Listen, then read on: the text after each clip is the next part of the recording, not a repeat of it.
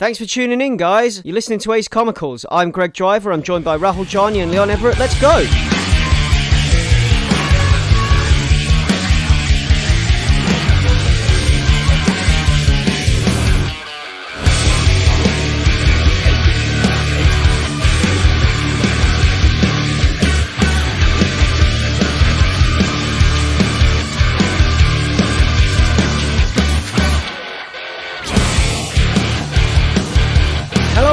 Welcome to Ace Comicals episode 94. As usual, I'm Greg, and if you don't know that by now, if you've been listening to the podcast, then God help you.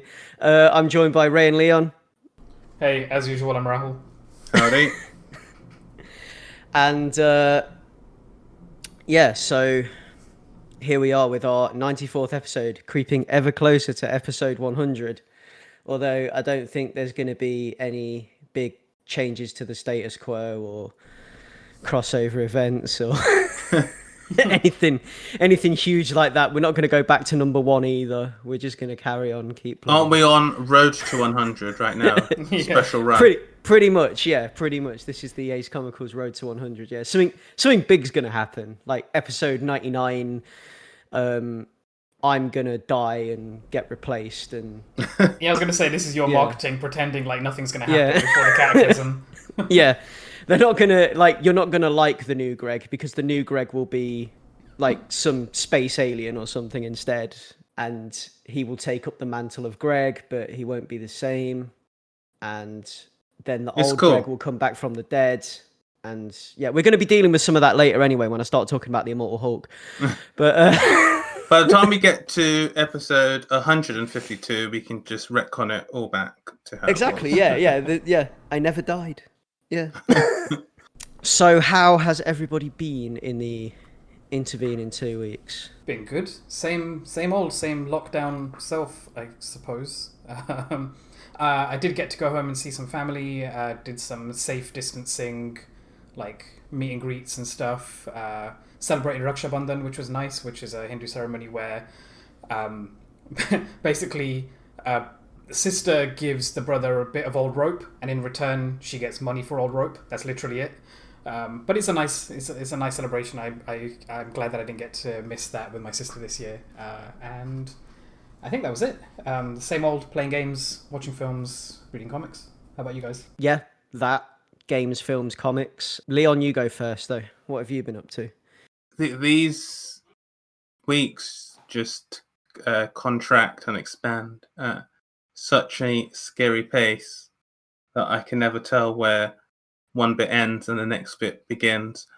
But in line with you guys, yeah, games, comics, books, films, the regular stuff. What else is there to do in this lockdown dystopia? I mean, forget lockdown.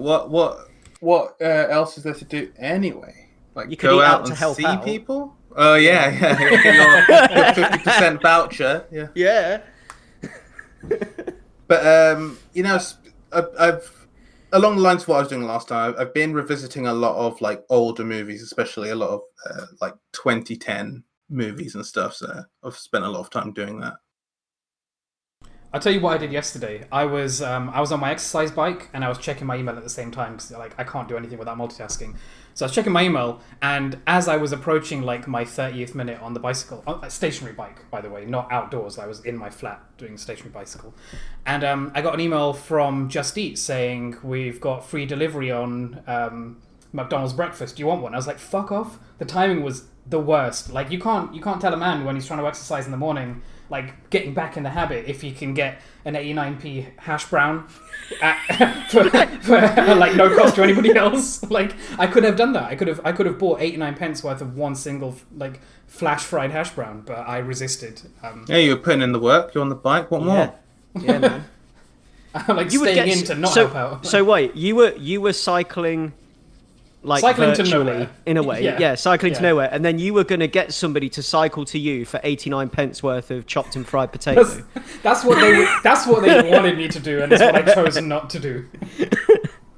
So yeah, I've been doing like cycling and all sorts of other stuff. Okay. Like because I live near some quite rurally type places that I can bike without being bothered by other people. Oh, you'd be doing actual biking, not Yeah. Peloton like Rahul.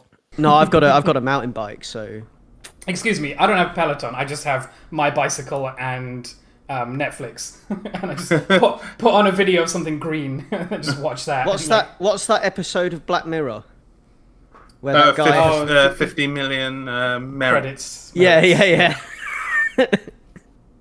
But yeah, so I mean, other than that, I've been like trawling my way through, because what's happened, this whole like COVID thing has put comics like for me at least, it's kind of like knocked comics' jaw out of place. So there's a lot of things that I've kind of like missed the pulse on, that I'm gonna wait and go back to it when it's collected and things like that. And I'm a little bit like annoyed that it's all like passed me by, but then again I also understand why it's passed me by, so it's fine. But I'm like kind of like chomping at the bit to get into these stories, to find out what's happening and to catch up with what's going on in the world of comics wise, like what's going on in the DC universe, what's going on in the Marvel universe. There's two big crossovers going at the minute, one on each side, and I'm kind of like missed the starting mark for both,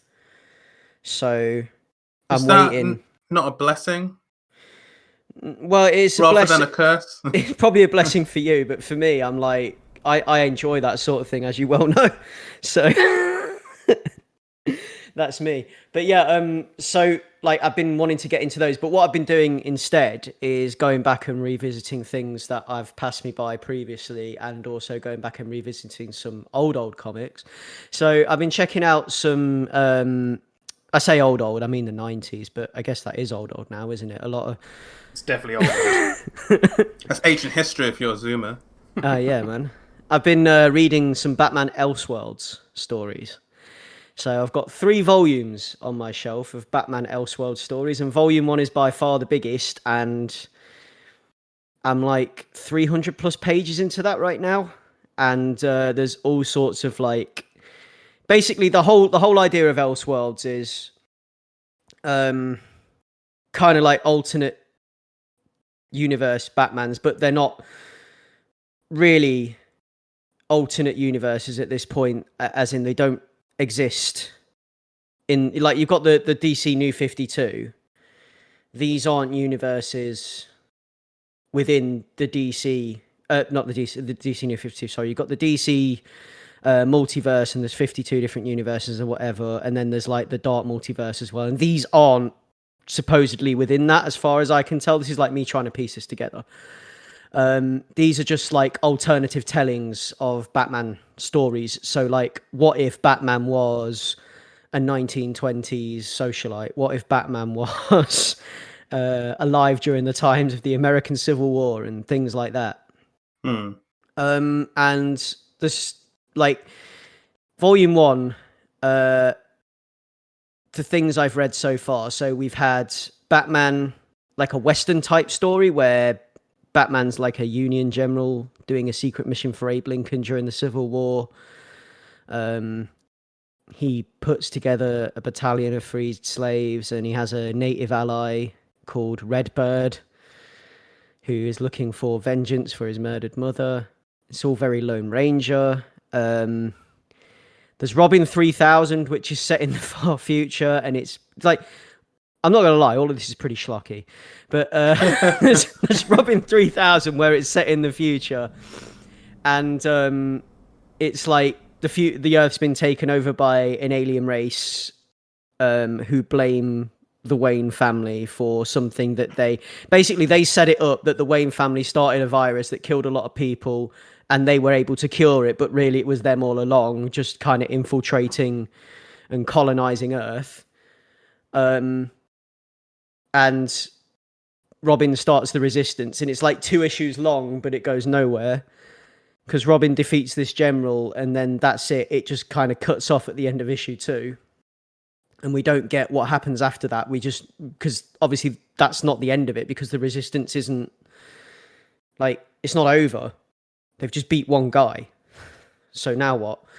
But yeah, it's all pretty schlocky, but it's like it's enjoyable because of that, in the same way that you would enjoy like a really bad Jean-Claude Van Damme movie. Like the same way you'd enjoy those like schlocky 90s action films, you can enjoy these. There's one that was like a Howard Chaykin one. Howard Chaykin wrote it, which is like Bruce Wayne is a rich turn of the century socialite and he's Batman, and he's working alongside Harry Houdini to solve a case of missing kids that have been kidnapped across Gotham. And there's this Joker-esque character called Jack Schadenfreude.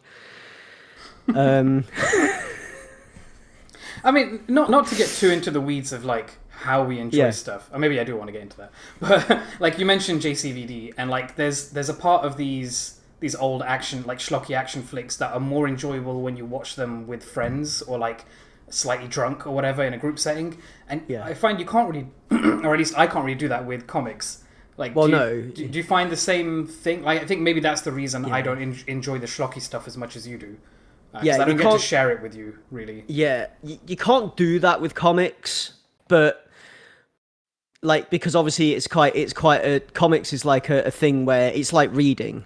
You can't really enjoy comics as a group. You can't put a comic on a projector and go page by page. I mean, wouldn't it be great if you kind of could, though? Like, if you could, that'd be cool. But I can't. It would be very strange, wouldn't it? Just sitting there, just everyone, and then like you go through to the next page, and everyone's like, "Hold on, turn it back a page." No, this is where everybody gets to have a voice, and it's like a table read, and you go through it that way. Oh, that would be cool. Yeah, that would be cool. But I don't know. Like, I don't think you could end. So I mean, like, I enjoy like these bad action films because I enjoy just sitting and watching them because I see the absurdity in them. So I can enjoy the absurdity alone without like having to sit in a room with other people or like and enjoy it as a group with people and laugh at it as a group. So I can enjoy these comics because I can just see the sheer absurdity in it. And also I just like Batman comics anyway, and I like old comics. So this is just something that's, well, we call these old, but to me they're not, but to a lot of other people they are. But yeah, they just I don't know, I can just get into that headspace when I'm reading it, and it's kind of cool and kind of fun. And it's anyway, I'm working my way through it. There's something coming up that looks like a Batman Frankenstein story. The first story in the book was this hyper religious future where like the Puritans, there was no, from what I can gather, there was no separation of church and state, and America is still ruled from the UK maybe. And they're all like hyper religious, and the police are like the Inquisition, and it's all very strange. And Batman's fighting the establishment, as it were, in that one. Yeah. I am not sold on this series, Greg. Yeah, no, don't be, honestly. Okay, like, good. I will, when I've finished reading the whole thing, I will pick out ones that are actually good, and I will recommend them. But like at the moment, I don't know, I'm just enjoying reading it just for the fun of reading it and enjoying the absurdity of it and everything else, and just having these comics. I don't know. But yeah, that's what I've been doing. So Batman Elseworlds. On top of that, I've been playing Doom Eternal. Yeah, which is like metal as fuck. You bought me it for my birthday, Ray. You're very welcome. This is your fault. Yeah, you gave me two options, and I gave you the most metal of the two options. So thank you very much for that. Yeah, but yeah, it looks really good. Oh, like, I've been waiting to play it. Yeah, it's fantastic. It's like there's some like deep story stuff there, and there's like all these like collectibles where you can read. Usually, I'm one for stopping and reading. Like if I pick up a stone tablet in a game with some information on it, I'll stop and read it because that's, I don't know. Usually, I'm like almost like.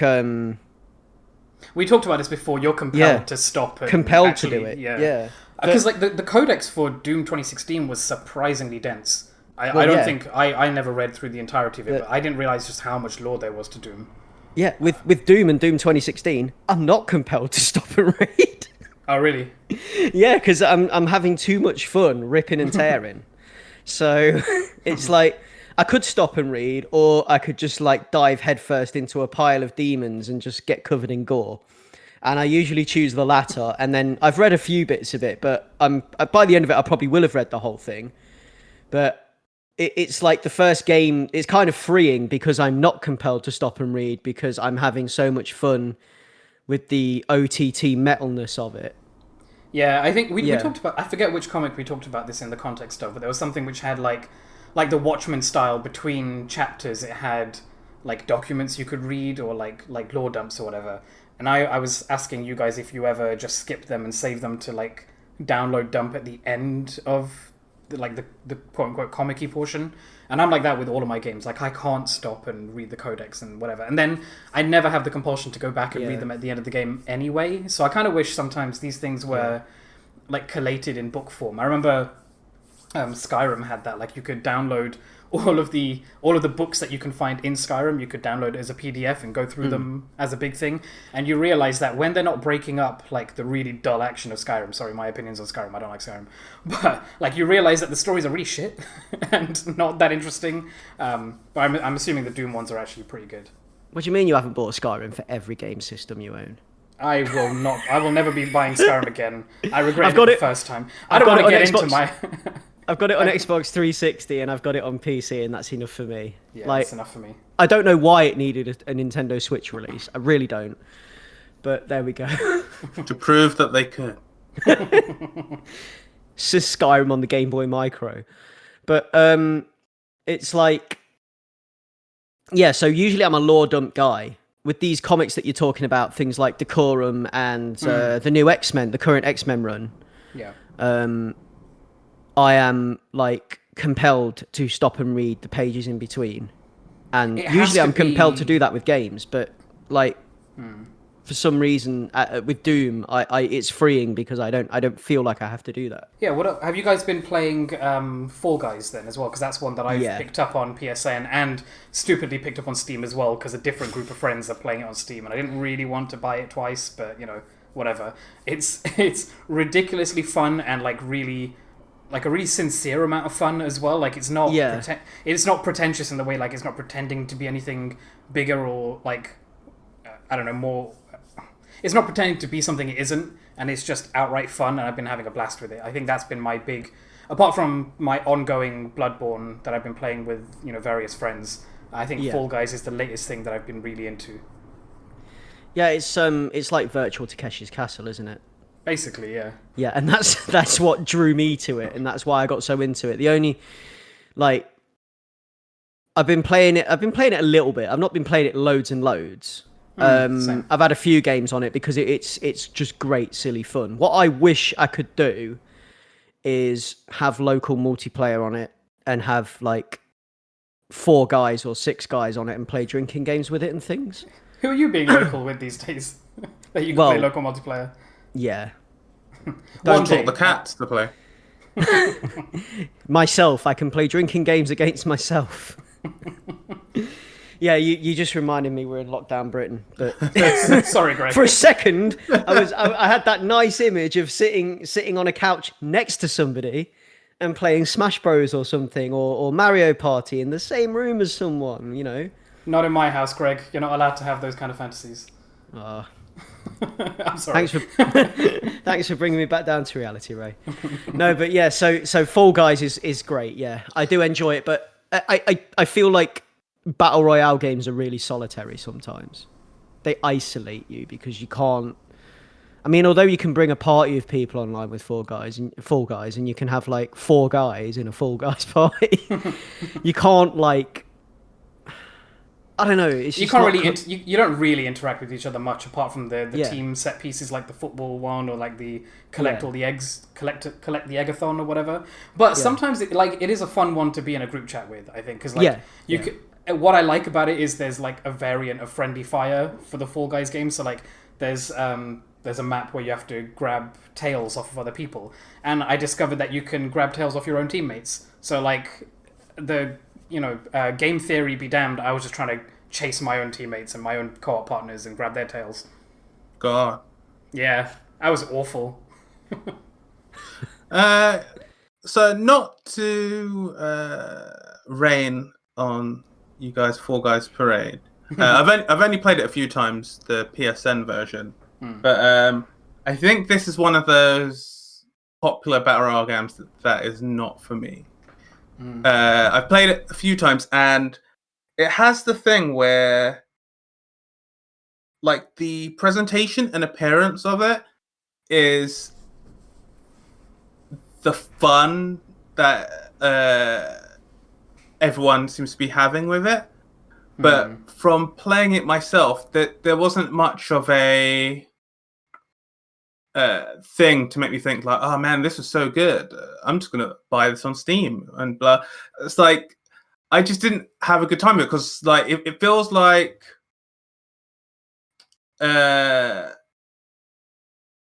mini games against randos, which it is. But then I don't know, like the controls did my head in. Like I almost wish it was like Gang Beasts physics, where at least I've got better control of my person. But stuff like the jump, stuff like that, I just was not having a good time with it. And I've watched like my brother like get crowns and stuff, and it's a weird thing because I can't see really like a line of like I know, like acquisition of skill. It feels like because at least when you're playing Mario Party, the whole point is that you're going to get screwed over. It doesn't really matter how good you are at a particular mini game because you're going to get screwed over. And if this one is just like weird, like there's one where you walk on these like blocks, and if you walk on the wrong block, it falls, like a Indiana Jones type thing. And that game only persists if someone goes and takes the risk, but nobody's on each other's team.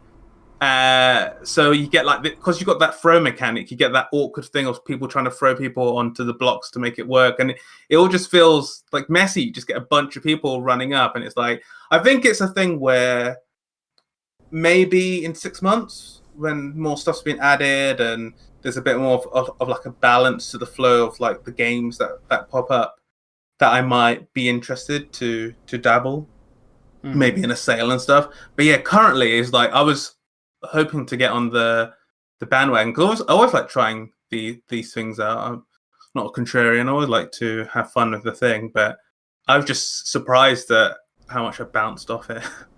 Yeah, it's a bit surprising. I think it makes a difference being in it with a group of people and you're just sort of egging each other on and screaming at each other and stuff. Like, I think I've tried to play it solo a few times and it's fine, but it's more of a like 10-minute distraction more than anything. I could never play it for like more than 20 minutes at a time. Oh yeah, I couldn't. You know what I mean? I couldn't sit on it for like 2 hours or something because that would just wind me up. But it's fun. It's very different to those other kind of. I don't know if there's a genre term for it, but like those wobbly physics chaos games like Goat Sim or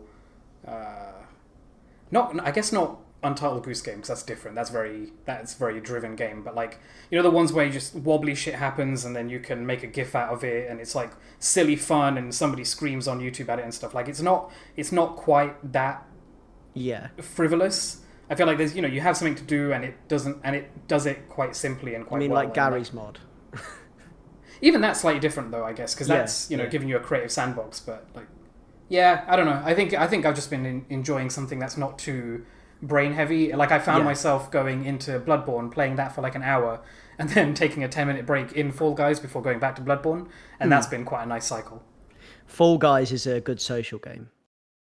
That's what I've found, and although, like I said, it's missing that proper team dynamic. I'd like to be able to cooperate with my friends if I bring a party online.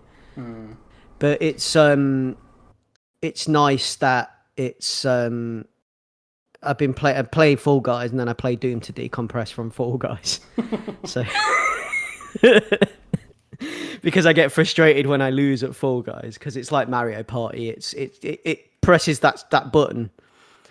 For me, anyway. But yeah, so I can't believe nobody's tried to make a game like Fall Guys before now, actually, like a virtual Takeshi's Castle type thing, because it's not something that you would think would be... like, it's a bit of a no-brainer, really, isn't it, for a video game concept? It is strange, because like I was thinking about this, and I can't think of anything that's similar, where it's like, you know, a lot of people in the same room doing silly shit together, but... I don't know.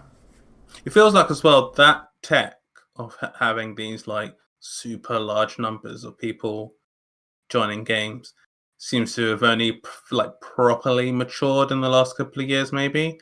So that's possibly why there's likely been smaller versions of this available on previous gens, but I think like now we're in a space where you can like cram 60, 100, 150 people into one game a lot easier now, and a lot of these games are either like free to play or like on PSN or something like that. It removes the barrier of entry to get those high numbers. So I think that's probably why we're seeing a lot more of those things now rather than a couple of years ago.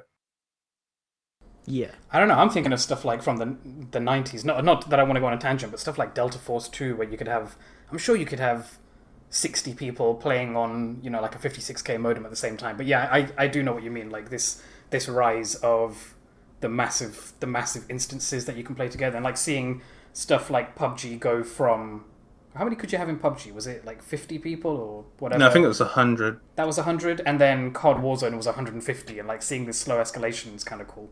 How many people could Unreal Tournament handle? I can't remember. I remember that MAG game on, was it PS3 or something? That could do like 250 or something like that. Yeah. Like Resistance Fall of Man, I remember playing that near the launch, and that had like teams of 50 apiece or something. Another game I was playing socially, so like with my colleagues, where I was playing the game and streaming it for them to participate in, was the Batman the Telltale series. And it's really good, shitty fun.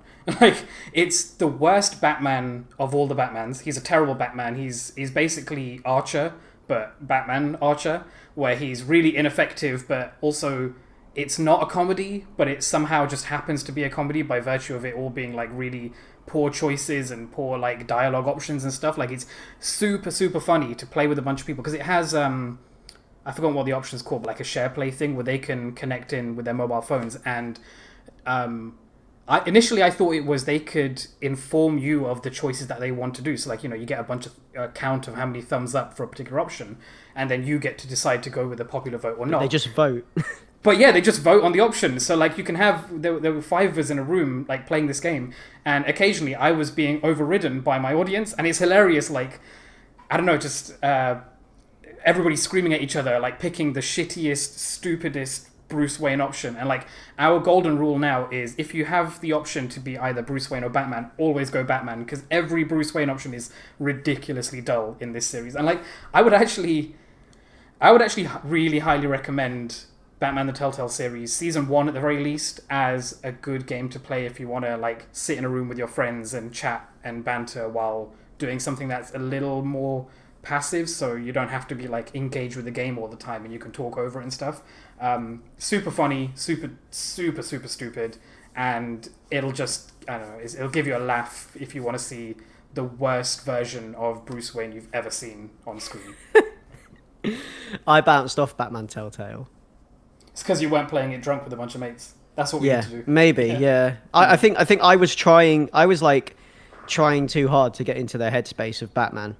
I mean, it's really hard to get into the headspace of like the most explicit man-child version of Bruce Wayne you've ever seen. It's unbelievable how many poor choices he makes in this story. It doesn't help that like the Telltale engine is notoriously kind of shoddy, and it's really struggling to keep up and like make these action moments feel very action oriented. It's sometimes it's trying so hard that it becomes funny when it falls on its face, kind of. Try and approach it from a comedy angle instead of a serious angle, and you might have more fun with it. Yeah, I was like trying to be Batman, so I was in it like, okay, this is Batman sim, I get to make choices Batman makes. So I was trying to be Batman with all my extensive knowledge of Batman, and I just kept doing the wrong thing. Like, I broke a dude's arm, which is something Batman would do, but apparently that's too brutal. So I think what you need to do is every time you make a Batman choice, you have to say, I'm Batman, as you do it. And like everybody else in the group chat has to say, I'm Batman. Otherwise it doesn't count. Like, that's the only way to make it fun. Yeah, but you do the Batman thing, and the Batman thing's always the wrong thing. But then, like, but that's the thing. It's always the wrong thing, and it's ridiculous. It's so funny because you can't do anything right in this game. Yeah, that's why I didn't like it. That's why I loved it. But yeah, We're on I'll have to opposite play sides it. of this coin. I'll have to play. A coin with two opposite sides. No, yeah, I'll have to. I'll have to play it with you at some point, and then we'll see then. So we'll have like a drunken Discord and play it or something. I think I've got like the first 2 seasons of that. I've given them as a gift, but I've got so much to play. But I do want to get around to them because I have heard similar things about like the jank and the sort of silliness of it all. Yeah. So someone keeps highlighting Scott Pilgrim and making it super bold on the episode run sheet. Little peek behind the curtain there. So who watched Scott Pilgrim? I did, but I haven't been on the sheet. Ah. That was me trying to call attention to it, guys. Okay. So who watched it? Which one of you two? Because I haven't watched it for years. Oh, you should. It's so good. I actually did rewatch it a few weeks ago, and I watched the table read where a handful of the actors from the film did a YouTube like Zoom version of the film. But Leon, you actually rewatched the movie recently. Yeah, I did. I rewatched it yesterday. I think last Thursday was the 10-year anniversary of its release in the United States. And I actually started to watch it 2 weeks ago, and then I got interrupted. And then I couldn't. If I ever get interrupted in a thing like that, I just can't get it, like half an hour into a movie and then like, oh, I've got to start again. So I left it and then until the anniversary. And watching it's interesting because this is a movie I saw 3 times in the cinema. So it's obviously a movie I really enjoyed. And it's one of those movies where when it came out on DVD, I think I used to have Scott Pilgrim, Inception, and The Social Network just looping. I just used to play them again. It's basically the exact same trio. I'm sure I had a few others in that same rotation, but I did the same thing, rinse those 3 movies round and around. I don't know what it is about these 2010 movies, but and also I guess the life I was living back then, where it was like I was on Skype and stuff like that every night in some sort of either a group chat or by like just like the messaging people element. But so I'd be on my computer for a long time, so I would just not even be watching them at times. They would just be playing constantly. And I think that one of the reasons why that would have been the case is obviously they're all amazing movies. Another reason why I think that's the case is because they're 3 movies that have like excellent score/soundtracks. Yeah, I was going to say all of them are very musical, not just in their soundtracks, but like in the pacing and the dialogue and everything. Yeah. And I think that's one of the super strengths of Scott Pilgrim in particular, because this is a movie where they released a score and a soundtrack, and it's as a whole package. It was quite great because you had the movie, you had the game which came out around a similar time, which had its Anna Managuchi score, and then you had the score, which was done by Nigel Godrich, who's like producer of like Radiohead and others. And then on the sort of fake bands in the movie, that's done mostly by Beck, writing all those songs. And then different bands like Broken Social Scene, standing in for Crash and Boys, stuff like that. And then you've got like the actual soundtrack, which is like the licensed music that they've included in the movie as well.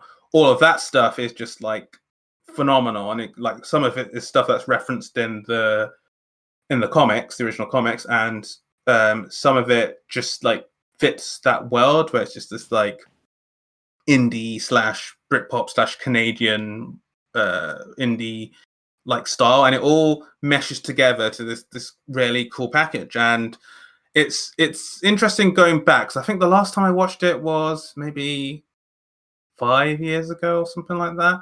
But it's a movie that has I think it was ahead of its time, and it's also just grown with me and become more beloved.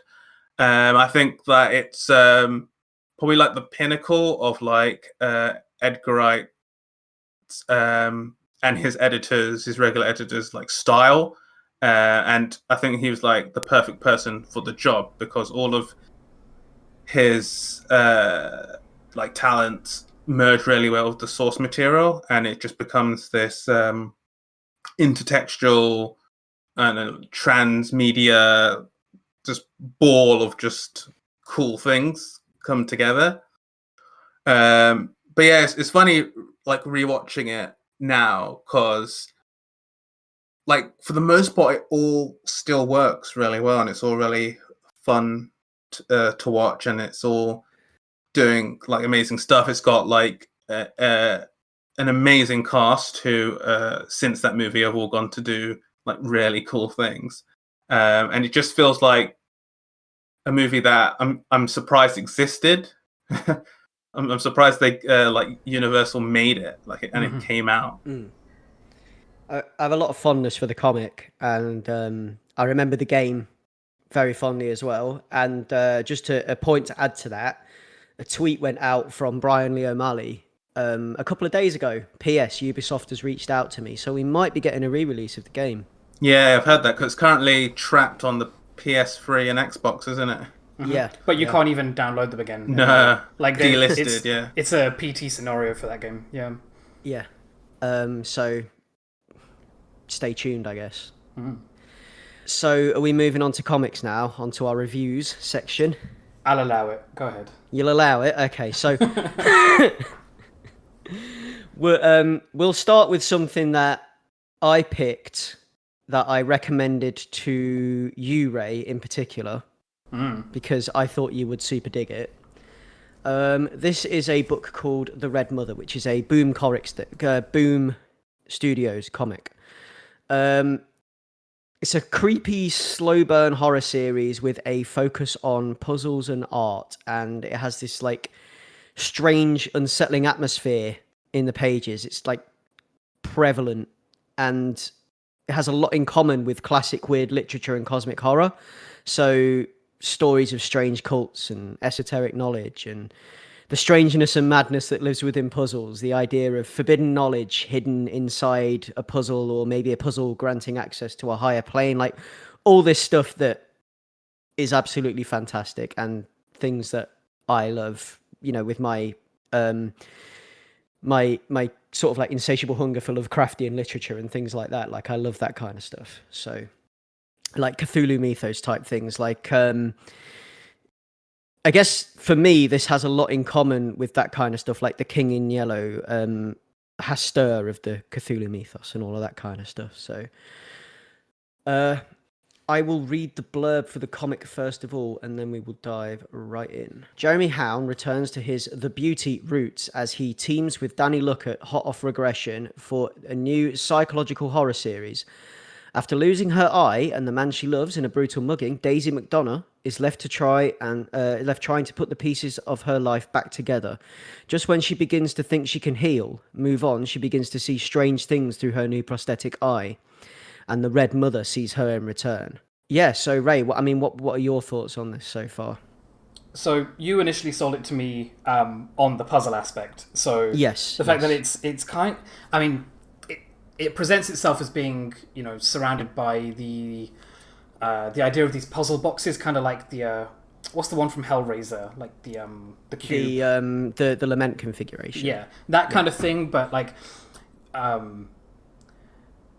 yeah, the idea of these like handcrafted puzzles that have some sort of mystery to them, and if this was like an Indiana Jones film, it would have some sort of mystic application, or like there'd be something bigger, like more than the sum of its parts. And that's always like the fascination about these kind of puzzles, which I really love. I love these kind of physical objects that are a conundrum and are trying to trick you based on how they look from the outside. Like I spend a lot of time watching these YouTube videos of people who buy these really expensive, really meticulously crafted, like artisan wooden puzzle boxes or like metal puzzle boxes, and they always have some sort of trick or configuration to them. And like that's initially what drew me to this, and I think it actually does deliver on that. There's not as much of it going on as I thought. It's not a comic about puzzle boxes in the way that you expressed it to me. I mean, it kind of is, but it also kind of isn't. The initial plot is kind of, in fact, the plot isn't even kicked off by it. Like, the plot happens, this sinister thing happens to our protagonist, and she loses her partner, and it's more about the mystery of what actually happened to her and where is her partner, where has he disappeared to, and all of that. But part of it is this this puzzle box aspect, and what I really like is that they actually do put some effort into like designing and crafting these things that make like tangible sense, would make tangible sense if they existed in real life. Like, I just thought that was a neat touch. It doesn't necessarily add too much to the plot, but the fact that they've got like 3D schematics of things and they've put some effort into like the mathematical or like the engineering construction of a thing, I thought that was kind of cool. But aside from that, I think I'm really, really enjoying this story. I think my biggest complaint so far is that, which Leon hinted at earlier, where surely the idea of being able to catch up on something that happened, a story that started a long time ago, and now you've got some stuff to catch up on, so you're not waiting week to week, is super applicable in this sense, because there are 7 issues of the Red Mother so far, and I feel like I've only really read 3, if you know what I mean, in terms of like density of story. I feel like it's a very, very slow burn, as you say. And yeah, I'm enjoying it, but I hit 7, and I really wish there was more, and that it wasn't dragging its feet quite so much, which is unfair, because like part of what makes it really good is its tension and pacing and this slow drip feed of reveals, and some of the reveals are really, really good and like turn what you think is happening, which you've not been given very much information to like work with to begin with. You're sort of in the head of our protagonist, Daisy, like being super confused about what the hell is going on in her life right now. And then so when these twists and turns come, they come quite out of the blue. But I don't know. Maybe it's an old complaint, but like I really wish I was picking this up 3 volumes in and I could like blast my way through them. Part of the charm of it, I think, is the fact that it leaves you hungry for the next chapter. It really does. Yeah. And I think that it although it is a slow burn, and if you're somebody that like prefers faster pacing, you're gonna struggle to read it issue by issue. It'd be something you'd want to wait for and binge. But I'm okay with the slower pacing. I quite like it. I can identify that will be an issue for some people, but for me it's not. And I like the way it leads you slowly down the staircase closer to the truth, like the slow descent. Like the jaws of the hunter have snapped shut when the tragedy occurs at the beginning of issue 1. And ever since then, this like hulking razor-toothed many-eyed beast has been slowly dragging me back to its den. And it's great. And the puzzles become more and more important as we go through the story. So, yeah, and not just in a like a mystical sort of, she uncovers more and more mysteries to unpick and like unbox. It's literally a part of her lifestyle. Like, she's a puzzle game designer, and it seems like she creates puzzles similar to like, I've forgotten what it was called in the comic, but it's basically a parody or an allusion to the Room video games by Fireproof Games, I believe, which are basic. Yeah, it's called The Realm in the comic, and I'm talking about the which is Jeremy Hounsell, the comic. So he's got a comic called The Realm that he's an artist on, and he like we've talked about it on this show. Oh, cool. Okay. Previously, I've talked about it, but yeah, I think that might be like obviously it's a joke allusion to the game that you're talking about, but it's also a nod to Jeremy Hound's other work. Oh, that's really interesting. But yeah, like the Room games are essentially the kind of thing that the kind of puzzle boxes we're talking about we were just talking about, where like you walk into a room and there's like a box to open up and figure out and stuff, and part of the plot is her getting over her trauma and going back to this world, going back to this job where she gets to design these kind of puzzle boxes for a really wealthy artist who makes installations or like grand installations which utilize this kind of engineering and this kind of gamified logic. And part of it is like, You know that thing you talk about, Greg, where you really want to see the monster, you want to understand the monster, and normally I'm quite okay with not having the peek under the, behind the curtain kind of thing. Yeah. This one, I really want to see I want to see what the monsters are to begin with, because there's some really cool character designs for the. Let me take a step back. So the way that the book is structured, every single issue is opened so far with like a red painted gaze into some other mystical like world where we see a skeleton slowly forming itself underneath an archway. I want to know what the hell's going on there. I want to know what the monster is that's chasing her, because there's some interesting plot turns that happen to that. There's also like this weird Queen/Thatcher looking demon, I think, who's tormenting her throughout the story we've got so far. I really want to know what the deal is behind like these people and the growing presence of like this cultish figure in the story. I'm really interested in that. And then on top of that, I want to know what this slow burn is about her getting drawn deeper and deeper into creating what might well be some sort of like cult-driven huge puzzle box thing where they've tricked her into thinking it's an art installation, but it might not be. Like, that's just my ideas about where the plot is going. But like, I'm super into it. Like, it's for me, it's almost as if she's been chosen by the Red Mother for this. So if you imagine, like, if you're looking at this, I'm looking at this from a point of view of like other stories I've read that kind of follow similar threads, like things in the Cthulhu mythos, that kind of stuff. And like, what's forming in my head now is that the events. This is going to be a little bit spoilery, actually, so warning ahead. But the events that have happened in issue 1 was her being chosen by this entity that appears at the beginning of each page, which is the Red Mother, this entity off in this other dimension somewhere that wants to get into our dimension and is using her to build the gateway. Yeah, it's interesting because it hasn't really given as much so far on that aspect. Yeah. But like the creeping sort of background horror where she's living in the real world, but you don't know who she can trust or like whether she can trust her own senses, because part of the plot is that she loses her eye, and she loses her eye in this attack which happens to her and causes her partner to be lost and potentially dead or potentially missing or something. And she keeps having these visions. And one of the things I really liked about this was like you get this red hued wash over the frames, and the way that what I was expecting was the cliche of like when you have this red haze vision, you would see the world in a different way, but she kind of doesn't. It's all that she's really seeing is like the existence of this new entity, and the only thing that I spotted which looked different between a regular panel and one of these red wash panels is she's holding a burger in one panel, which looks massive, and then her like red eye vision turns on, and then the burger looks really tiny. And I don't know if that's like a consequence of like the mystical eye thing that's going on, or maybe it's just a matter of perspective. But I think that's a commentary on the fact that she was a New Yorker who now lives in London, and things are a lot smaller here than they are in New York. Maybe. No, the burger's in New York still, man.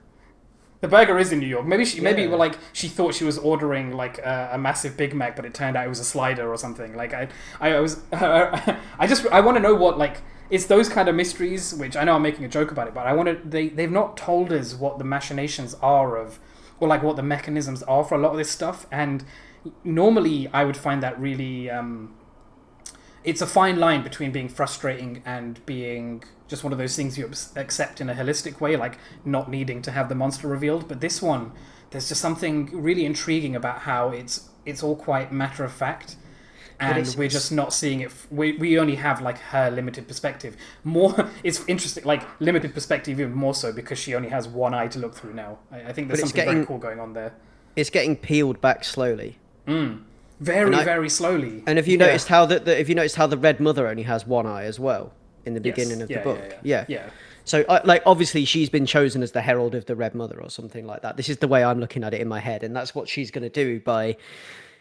She's going to design some intricate puzzle shrine thing that's going to bring the Red Mother to our world, and all hell's going to break loose. Hopefully, but yeah, and. Yeah, so Leon, where are you in all this, actually? Because you've read this as well, haven't you? I have.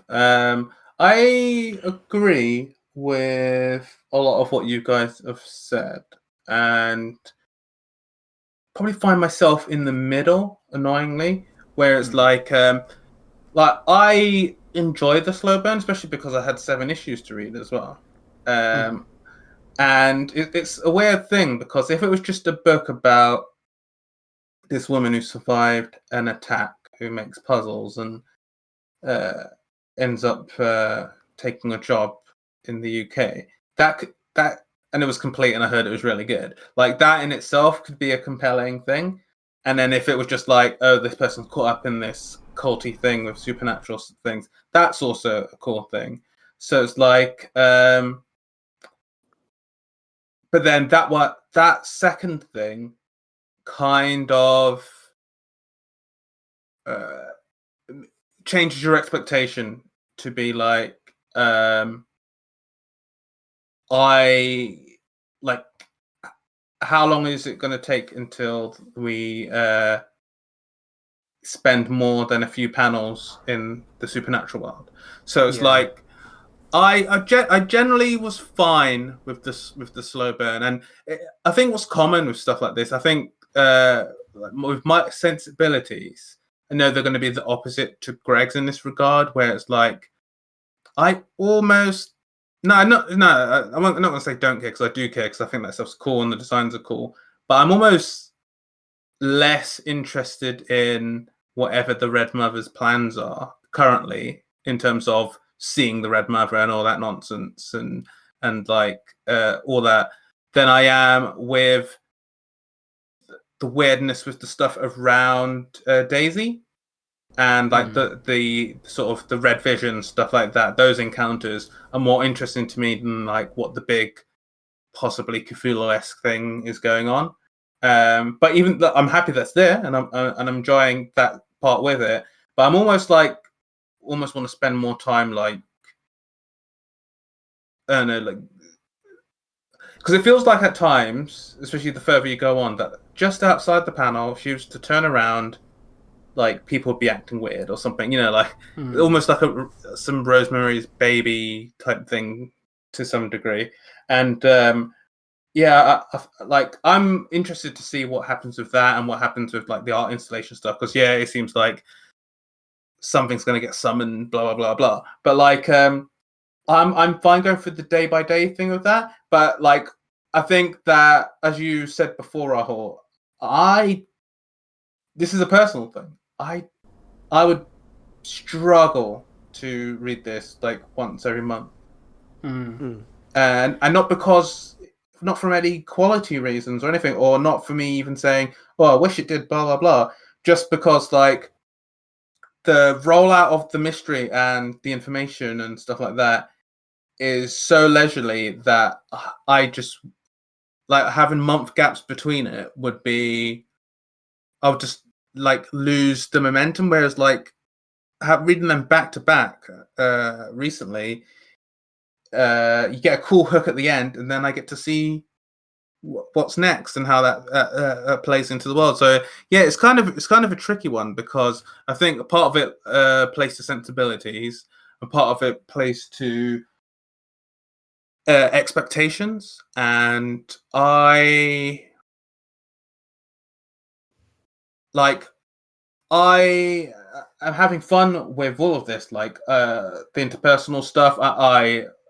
It's in 2 cities that I'm quite fond of, and just all the characters peppered around, like in Daisy's orbit, are quite interesting. And you don't spend that much time with all these people, but I feel like they do a good job of bringing them to life and making them seem more than just cardboard cutouts.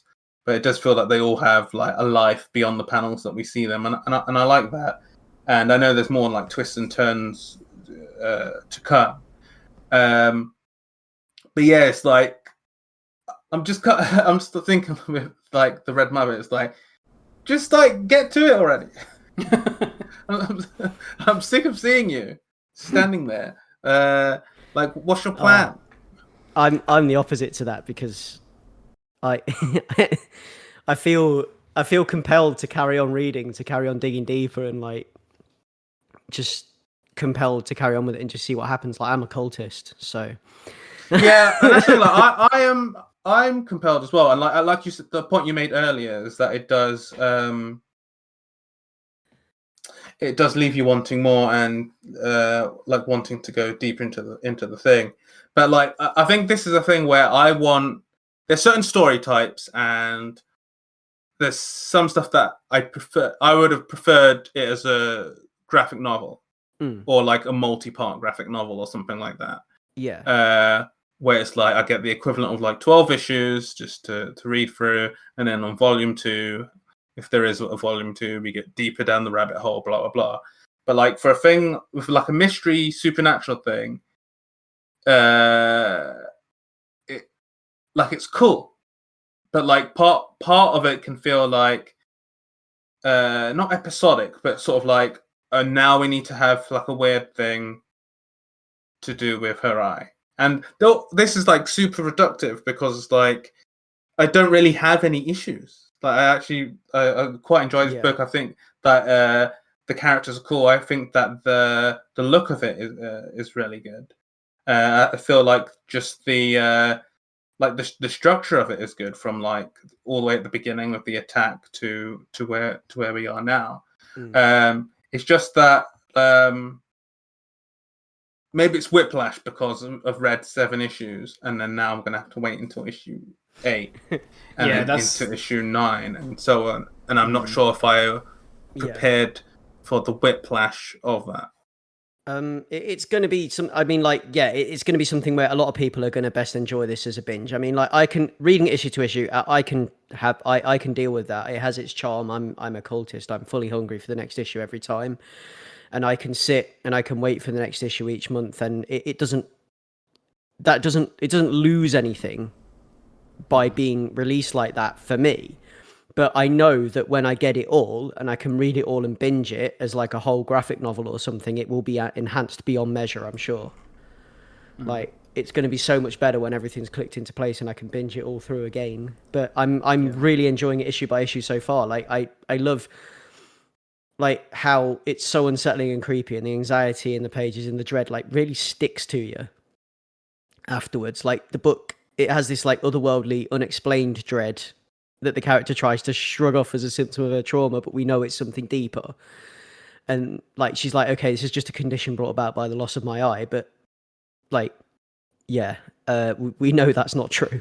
And issue 3 by far is my favorite at the moment. Like has the best cover with the diagram of the heart puzzle, which is the thing that maybe bounce it to you, Ray. And the design of this heart puzzle is like completely fascinating to me, and it's something super cool and super strange. Something at the edge of madness kind of thing. I actually have a very similar note saying issue number 3, yay, it's the issue about the puzzle box. I think this might also be one of my favorite issues of this run so far. Like one thing which is also very puzzle boxy in both like literally puzzle boxes and also like puzzle box stories, puzzle box TV and whatever. Like it's very detail oriented. Like there's little things that I don't know, the touches that you can never quite tell are significant or not, or even just like window dressing to show that the creative team are paying attention to like the just the way the world works, or like how to make things feel real. Like little things where like she's about to inspect the wooden heart puzzle box, and she lays everything out like really neatly on the floor. She's got her camera, her phone set up in front of her, and like got her notebook and stuff. And like I like the touch of her having moved her sofa off the rug, and you can see like whole like depressions from where the feet had like dug into the rug. And that's exactly the kind of thing that I would do if I was going to be like picking apart this kind of puzzle. I would make clear this space and have this whole thing. And I don't know, there was a lot of stuff I enjoyed about that, apart from maybe the fact that she put a bottle of red wine on her rug next to her, which she then proceeds to immediately spill. Bottle and the glass. Bottle and the glass, exactly. Yeah. But she leaves the dip for her chips on the table. Like, just put it all on the floor if you're going to do that. But whatever. Like the artwork and the character designs are actually brilliant. I was going to bring this up. Like, there's such like gorgeous lines and details in the facial expressions and the details in the environments in the book, like you were just mentioning with the depressions on the rug. Like each panel, when we get to see an apartment or a city, it's wonderful. Like like the environments that we're in. Like the delightful puzzle solving sequences as well dotted throughout. Like there's the one where she does the hexagonal Rubik's Cube thing, and then she does the Mega Minx, I believe that's called. Yeah. I don't know what it's called, but you would. But yeah, she does. There's a 12-panel grid in issue 3 where she's like solving the heart puzzle. And then like the sequences with the Red Mother and the Red Mother's Herald, which is the black fuzzy thing with the white face, and yeah, it's just everything about it's just fantastic and awesome and draws you in and keeps you there and keeps you transfixed, I think. Yeah, one thing about the character designs, like particularly Daisy, is like the artist whose name I've forgotten, I apologize, is really good at facial expressions. So Daisy, like, you really get the sense that Daisy is really, really trying hard to keep it together, and she has these moments of like feeling really lost or like really confused or obviously really affected by the trauma that she's experienced, but like holding it in. And you get these moments where like her friend who's visiting her, or her friend who used to live in New York, I assume, but has gone away to work and has come back, and she's not quite ready to open up to this best friend of hers, but she drags her off to a restaurant, and you get this really interesting sequence where I think this is also in issue 3, where like she's a woman who's recently gone through this really traumatic experience, but is now trying her best to just keep her life on track. And so this idea of like getting dressed up to go to a restaurant with your friend because your friend needs you to do that for her because it's part of her job, and like holding herself together. And you get this moment where she like she's in the bathroom wiping her tears because she's trying to keep it together for when she's in front of her friend. And even they leave the restaurant and they're on their way to, I get the feeling they were in the restaurant and they're on the way to a bar, and there's a panel in the middle which is like she stares off to the left down to a red lit alleyway, which to me I think is reminiscent of the moment earlier where she's left a restaurant with her partner, and they look to the left and there's this empty hallway which she then gets dragged off into. And like these little touches which make you realize that there's a lot more on her mind than just the things happening that you can see. I think it's really good at like giving you those moments of insight without her having to speak her mind out loud. I think that's really difficult to do in comics sometimes. Like I don't know, there's a lot of deft touchstones there. Yeah, the artist Danny Luckett. Yeah, I fully agree with the like expressions. There's, I think it's in issue 2 where she's been avoiding her friend who in the first issue the plan was to join her, and there's she comes over and she offers to get her a drink, and there's a panel as her friend is looking towards us. In the background, Daisy's getting a glass and stuff, but for that panel she's got her head down and her arms on the counter, and you can sort of feel her going like, okay, just get it all together, try and have fun type thing. And it's like, obviously there's no words there at all, but I think stuff like that is it's such a good partnership between writer and artist to nail that without being didactic in it anyway. And I'm very appreciative of the work that Jeremy Horn and Danny Luckett have done with that. Yeah, I'm impressed at how subtle it can be in places.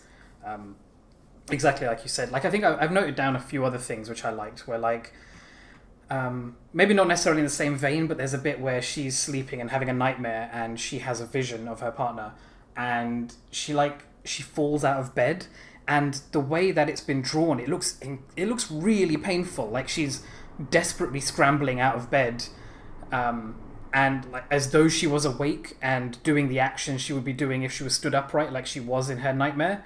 And like that sense of dislocation, like I don't normally see these kind of things sold so well. Like the idea that she would be completely contorted as she gets out of bed and like slams to the floor to try and rush to the other corner of the room and stuff. Like, I thought that was a really nice moment. And like the idea that she, I think this is maybe issue 5 or 6, but she's sleeping in bed again, another nightmare scenario where she's in bed and I realized that she's still sleeping on her own side of the bed, and there's space for her partner there. And you see like a shadow of a mysterious figure, which you see at the foot of the bed afterwards, and like little things like that, which I feel have a lot of unspoken weight to them. And this book is full of them. I think it's really cool. Well, there are 7 issues of this book currently available, and if you are looking for some really good deep horror to sink your teeth into, then look no further, because it will end up sinking its teeth into you. And that is The Red Mother, written by Jeremy Hown, art is by Danny Luckett, letters Ed Dukeshire, and published by Boom Studios. So moving on from there, we will go on to the next one, which is something that I read, which is a book called Pulp. Now, if you remember, I talked about a preview of this book a couple episodes ago, episode 91.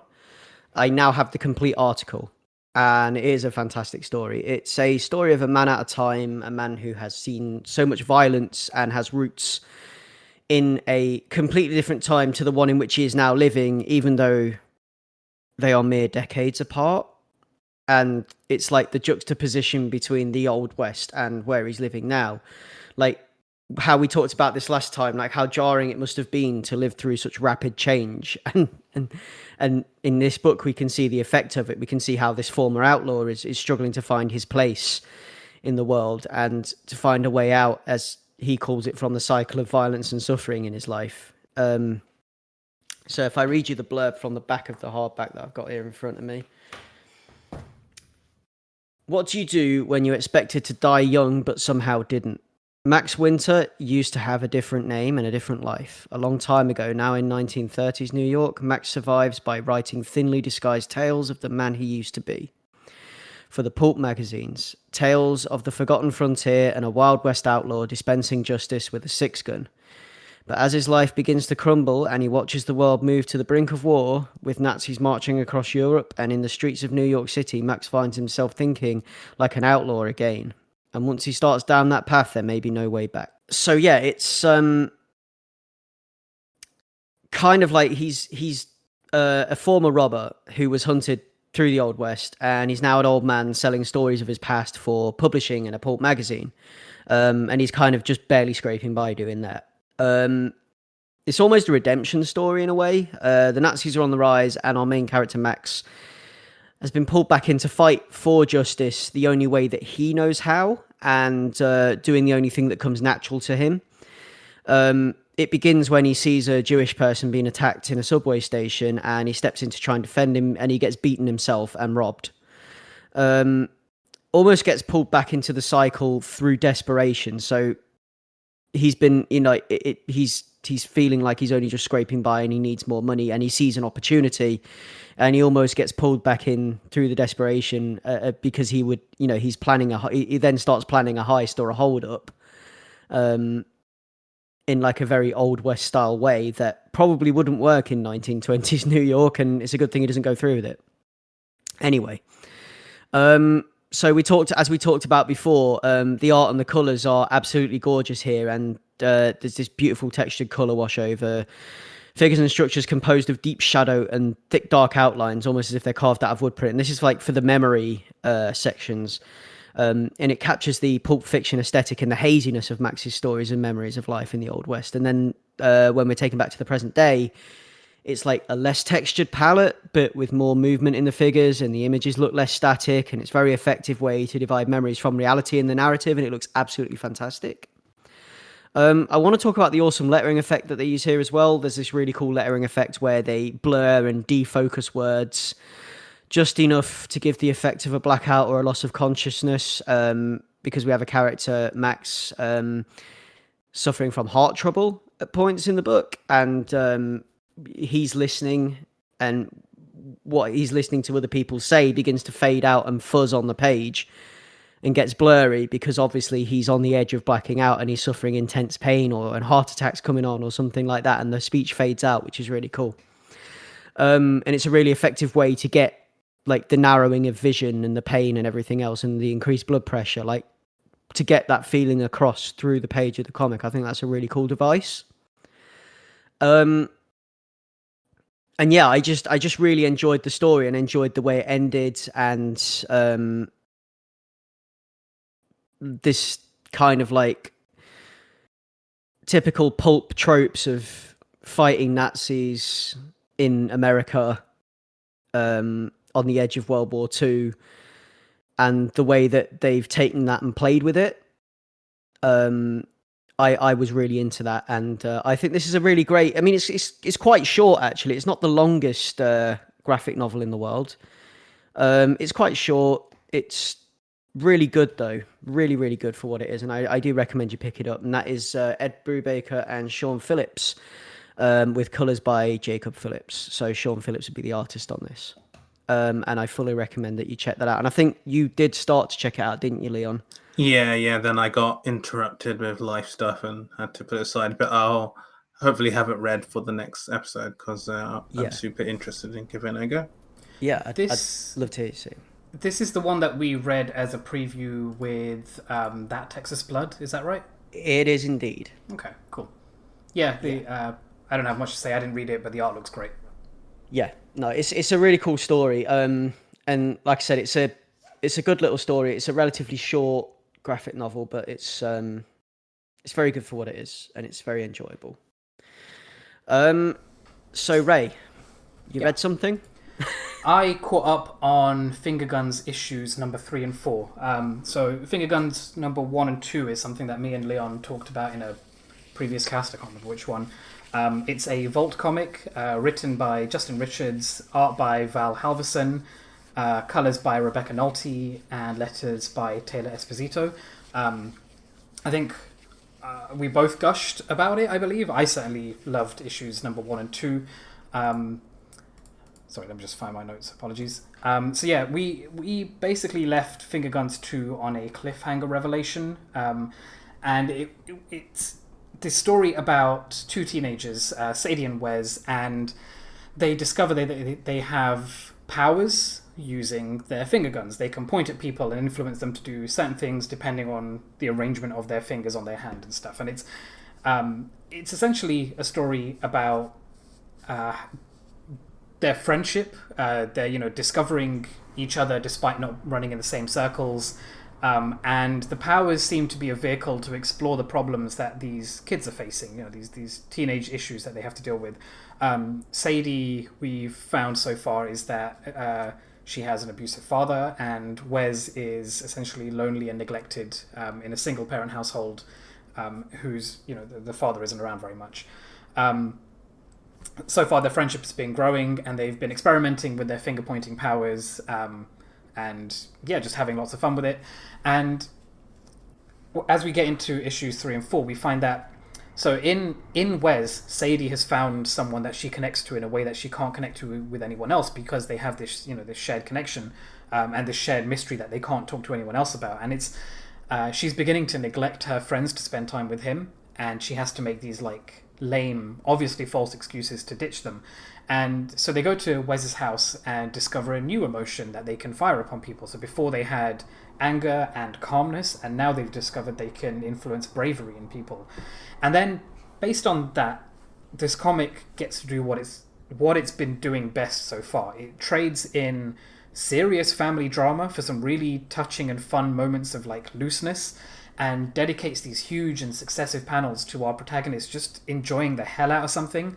And it's really cool and joyful and fun and vibrant. And then, in an all too real way, Sadie has to leave the comfort of her friends, her new friend Wes, to go home and face the problems that a teenager should never have to face. And then, quite rapidly, the tone darkens. This is in issue 3, by the way. The tone darkens, but the comic finds a way to express this darkness while maintaining its vibrant palette, which is really interesting and really smart and hard to do, and is quite unsettling. So the way it does it without literally going dark and depressing, I guess, is depressing's not the right way. It doesn't delve into, it doesn't go gothic dark. Basically, the framing changes and Sadie becomes this confident giant against imposing silhouettes shrouded in bold red colors. And then the construction changes so that smaller, fraught moments tumble down the page frantically.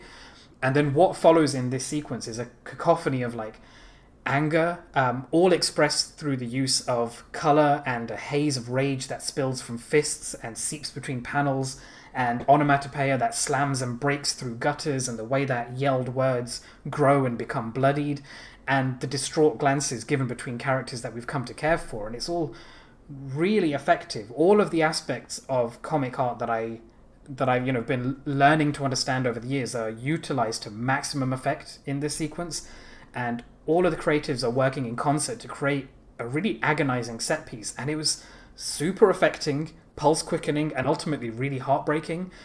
And then all the more so when juxtaposed with the lovely moments that we see that Wes gets to have shortly after, because he gets to have this lovely moment with his father, which is born of the fun warmth that Sadie helped create for him in his house before she left. And like, I don't know, I just thought it was really touching and went in a place that I really didn't expect. And then all of that's in issue 3, and in issue 4 so much happens, and I really don't want to spoil anything. And I and ahed about giving a trigger warning, because I feel like the trigger warning in itself might be a bit of a mild spoiler, but I think it bears saying, because issue 4 suddenly becomes very heavy, more than I was expecting. So the trigger warnings would be for domestic violence and even some outright gore, which I really didn't see coming. And I'll leave it there. I think it's a really worthwhile story so far. Really beautiful art, really beautiful writing, some really fun moments, which in isolation would just be great as it is, just, two kids learning to understand their powers. But then it uses that as a framework for something more real and more dangerous and more true to life. And I just think the story has a lot of value, and I'm looking forward to seeing where it goes. So that's Finger Guns issues number 3 and 4. It is the last comic on the list now that I have to talk about, which is something that I dived into and started reading, because this is something that a lot of people have been telling me that I should read. Like, I've had a lot of recommendations for this, like, oh, you should try Immortal Hulk, like, from a lot of different places and things like that. Because people know that I like horror comics. And like, I've seen like a lot of articles kind of like saying that this is a great run of comics. So here's me checking out the Immortal Hulk, finally. So I went and bought the omnibus, which is actually just part 1 of the omnibus. It's the first 15 issues. So it collects Avengers 684 and then 15 issues of the Immortal Hulk.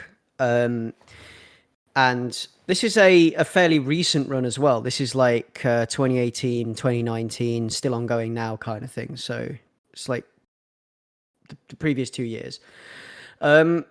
So when the Hulk first appeared on newsstands in May 1962, it was less of a superhero book and had more of a prominent horror monster element. I guess you could say it had more in common with, like, obviously this is a later book, but things like Swamp Thing. Jack Kirby conceived the Hulk inspired by monster movies, and he conceived the Hulk as a character similar to the werewolf, in fact, where he would transform at night. And originally, actually, if you go back and look at the first issue of the Hulk was grey. But then after that, from then onwards, he was green. So the Immortal Hulk is an ongoing run that taps into the original mood and concept of the fact that the Hulk is a monster. So it goes back to the roots, and we're getting this this monster story instead of how sometimes with Hulk tales it goes more in a kind of maybe superhero direction. This sits firmly in Monsterland, and it has a lot in common for me with things like Swamp Thing and that kind of comic book story, that kind of comic book character. So it Banner can die, but the Hulk cannot, is pretty much the main thing to take away from this. It picks up with Avengers 684, which covers the Hulk's return following the events in Marvel Civil War 2, where Banner has asked Hawkeye to kill him using a gamma-irradiated vibranium arrowhead. The Hulk is then brought back in the Secret Empire thing that happened with Marvel. That's the one where Cap's a Hydra agent and a Nazi. So Cap brings him back temporarily as an agent of Hydra, and then he dies again, and then he comes back as part of the Avengers No Surrender storyline. We don't really need to know all of that to enjoy the Immortal Hulk. This is just stuff that came before that explains the whole dying and coming back to life thing.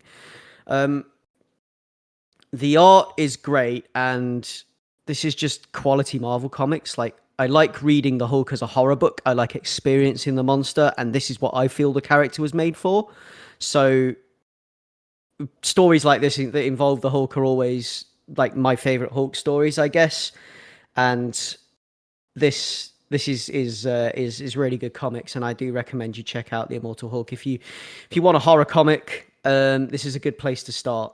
It's very good horror comics, and you don't really need to get too bogged down into past events and things to understand what's going on here. So, like, the whole premise is the fact that the Hulk the Hulk cannot die, but like, whereas you could shoot Banner in the head and Banner would die, but then he would come back as the big green Hulk. Like, that would just turn him into the Hulk. Killing Banner would just bring the Hulk out. So that's the whole premise in it here. Like, it opens, actually, the first issue of the Immortal Hulk run opens where Banner is caught in a gas station holdup and is shot dead, and then later comes back as the Hulk to exact some kind of like brutal vengeance on the poor the guy who's, I mean, like, he's a bad person. We know this guy's a bad person. He's robbed the gas station to pay back a loan that he probably should never have taken. Killed some people in the process out of panic. But yeah, he comes back and exacts vengeance on this guy.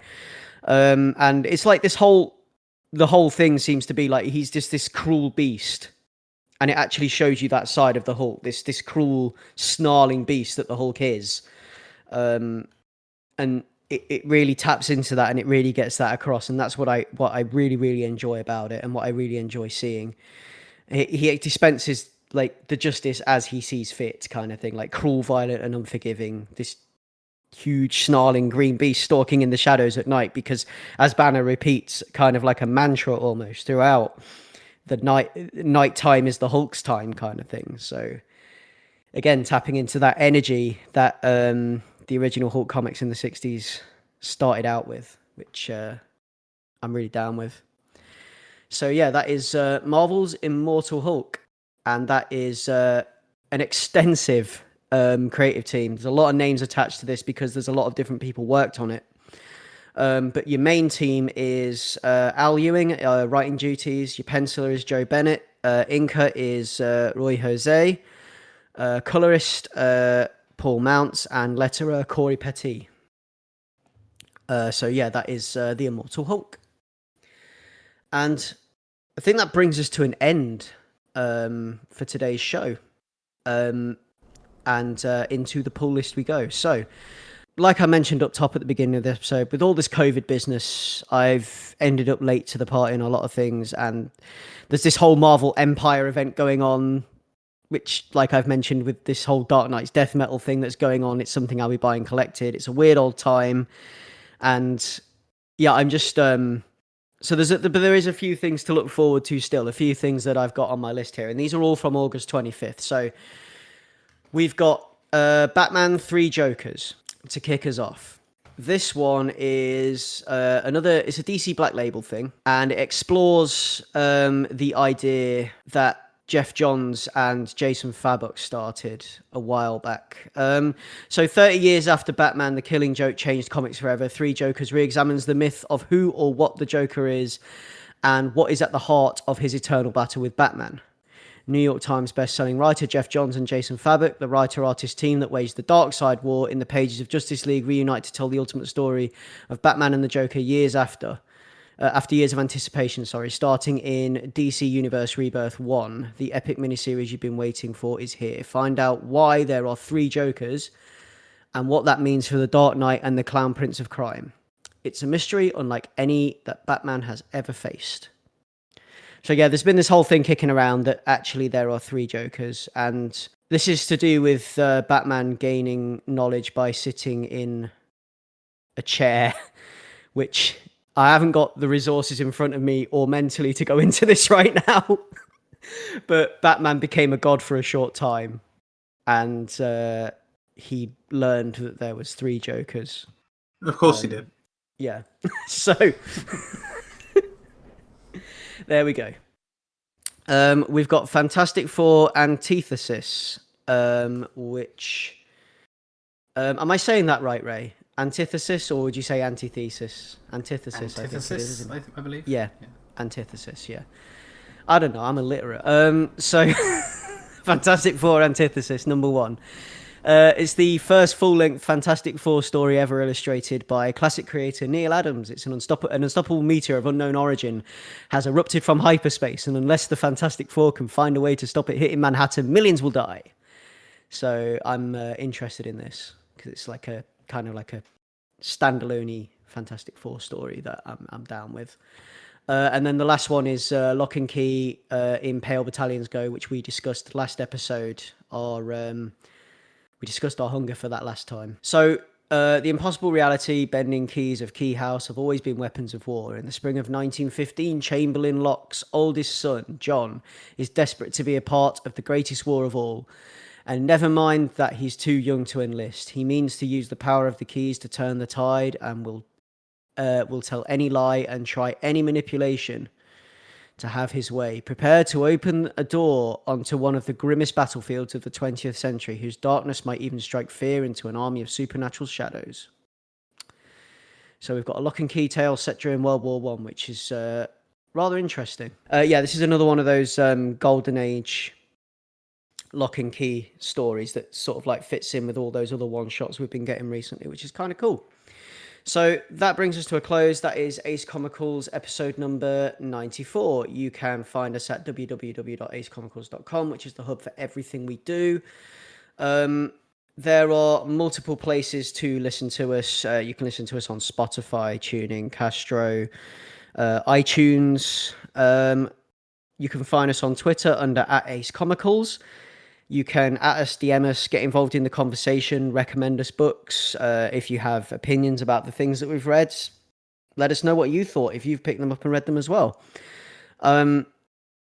You can email us at acecomicals.gmail.com. You can find me on Twitter under @Batto, that's BATTOU. Ray, where can we find you? On Twitter @Monkeh, that's MOONKEH. And Leon, where can we find you? You can find me on Twitter @Leon Everett, and I just want to add, screw grading algorithms that worsen class divides. Hell yeah, man. Here. Like, yeah. What is all that about, man? Like, It's dystopian. it is. Dystopian classism. It really is. And they need to revise that shit. And quick. So, yeah, that is Ace Comicals number 94. Ace Comicals, over and out.